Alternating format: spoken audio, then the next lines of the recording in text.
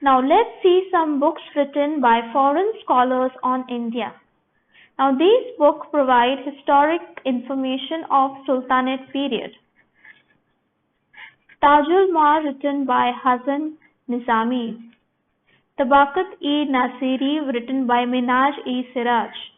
Tuzuk-e-Timuri written by Timur Lang, or he is also known as Amir Timur. Tariq-e-Mubarak Shahi. This is written by Yahya bin Ahmad Sirhindi. Other works written by Amir Khusrau are also included in this. Now let's look at some accounts of foreign travelers in India. These accounts of these writers provide information of medieval India. Ibn Battuta, Abdul Razak, Marco Polo, Niccolo Conti, Barboza, Domingo Pace. Let's look at historians of Aurangzeb's times. Accounts are important sources of Mughal history. Ishwar Das Nagar, Bhimsen Saxena, Khafi Khan, and Nicolau Manusi.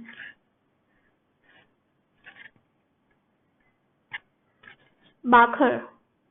Now, Bakhar are historical documents of medieval period written in Marathi. Types of Bakhar are biographies of kings, dynastic history, descriptions of events, history of a sect, autobiographies regarding grievances based on mythologies, state administration by a king. Now, Bakhars contain eulogies of the heroes and stories of historic events, battles, lives of great men. Some examples of Bakhars are Sabhasat Bakhar.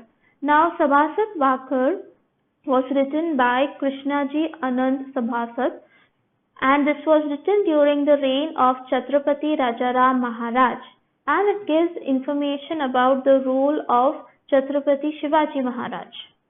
Bahu Sahibanje Bakhar and Panipatache Bakhar. Both these describe the Battle of Panipat. Holkaranche Kaipiyat gives information about the Holkars and their contributions to the Maratha rule.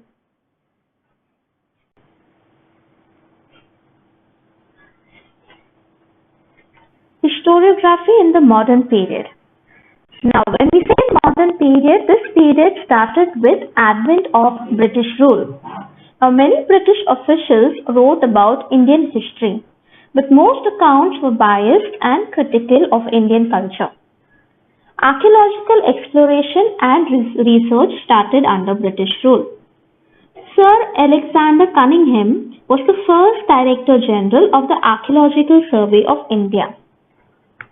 He chose those sites mentioned in the Buddhist text for this purpose. Harappan civilization was discovered during the tenure of Sir John Marshall. Because of this discovery, the ancient past of Indian history could be traced to 3rd millennium BCE or even earlier. Now let's look at some books written by British officials.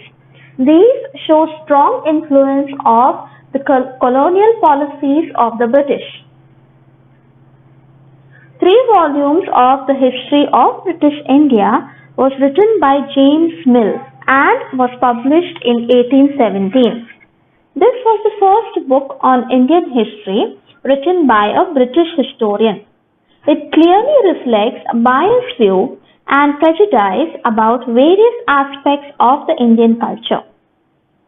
The History of India, written by Mount Stuart Elphiston, Governor of Bombay, now Mumbai, was published in 1841.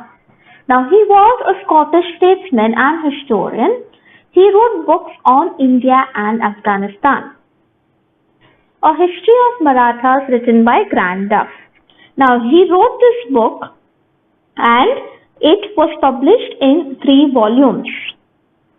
Now, James Grant Duff was a British soldier and historian. As a British high-level officer and soldier, He had access to state papers, family and temple archives, and had personal interactions with Maratha chiefs. Though we see that his records show inclination of condemning or showing disapproval towards Indian culture and history, his records are considered important source of history. A similar tendency is witnessed in Colonel Todd's writings about Rajasthan's history. The two volumes written by William Wilson Hunter on Indian history show a somewhat impartial treatment of the subject. Now let's look at some Indian historians who took upon the task of exposing the limitations of Grant Duff's writings. The first one is Nilkant Janardhan Kirtane. Now he felt that Grant Duff's writing was incomplete and did not consider all important sources, and therefore failed to produce the glorifying history of Marathas. He took upon the task of exposing limitations in the writings of Grant Duff. The next Indian historian is Vishwanath Kashinath Rajbade. Now he was a historian, scholar, writer, commentator and orator from Maharashtra. We will discuss about him a little later. Let's look at some ideological frameworks.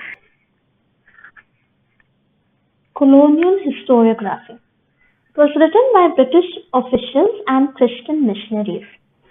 These were biased accounts and ridiculed Indian culture.